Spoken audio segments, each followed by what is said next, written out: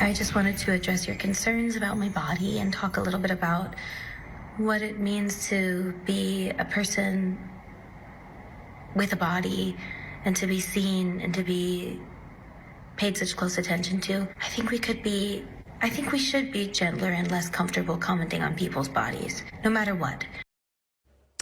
That is mega superstar Ariana Grande talking on social media about all of the comments and speculation surrounding her appearance as she is prepping for her Broadway debut. The singer pushing back against body shaming on social media, reminding all of those fans she's human too.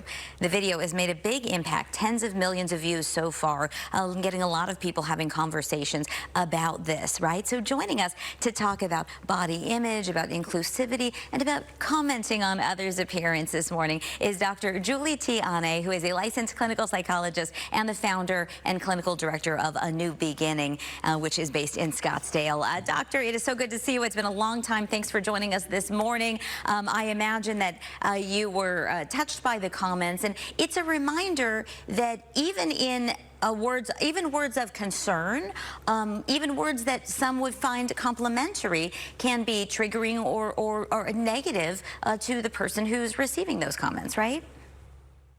Absolutely. Every body has a story. And first and foremost, that story is very personal. And it's a story that really should never need to be defended, and a story that is quite complicated. So when we make comments, whether it's negative or positive, it really takes something that is complicated, multi-layered, and puts it out there for people to make really superficial and one-dimensional assumptions. It's very distorted, and it is never really positive, whatever those comments are. In this circumstance, she also gave some kind of background in that her fans were saying, "Oh, you looked healthier here," when she was looked a little heavier.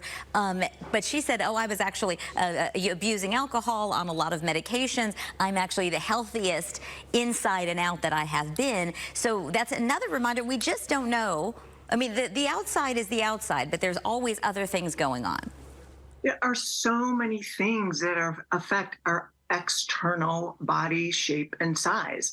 There are mental health issues that might not be eating disorder. There's depression and anxiety and substance abuse. Those things can all affect appetite and our relationship with food. Oftentimes there can be medical conditions, and sometimes there's life events, miscarriage or divorce or grief and loss that do affect our relationship with food and ultimately affect our body weight. When we make assumptions, it's never a good situation. And again, we need to realize that we shouldn't be commenting on something that is so personal in such a public manner. There's a sort of a contradiction, I think, in the way that people are raised, where we know that it would be rude, say, to comment that somebody looks overweight, yet people feel pretty free to comment if someone appears to be, in their mind, underweight. What would you say a general rule would be to follow regarding commenting on other people's shape and size? Yeah, absolutely. When we make comments about, really what people look like and especially their weight, it tells people your weight matters. It feeds into this really dysfunctional cultural value system that says that your body weight is somehow equated with your worth. And it always gives people the impression that, hey, people are paying attention and they're noticing.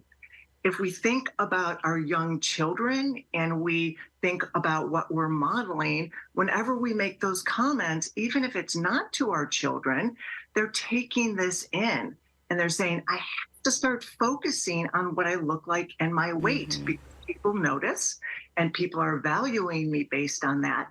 And gosh, they're going to make comments or maybe be bullying on social media. So I always say, first of all, never comment on somebody's appearance or weight. Why do we need to do that? If you are going to make a comment, lead with kindness and compliments. Look at what You might say, I love your smile, or your eyes sparkle, or you always have such a positive energy about you, right? And then we really need to look at treating ourselves the same way, because ultimately how we treat ourselves is always how we're going to treat others. We need to lead with kindness, compassion, self-acceptance, and focus on what's inside, not what's outside.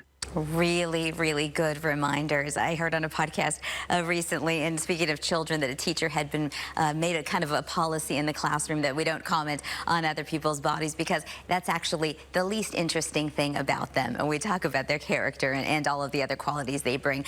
So Dr. Ane, thank you so much for joining us this morning. I really appreciate your perspective. It's such an important topic. Thank you for having me.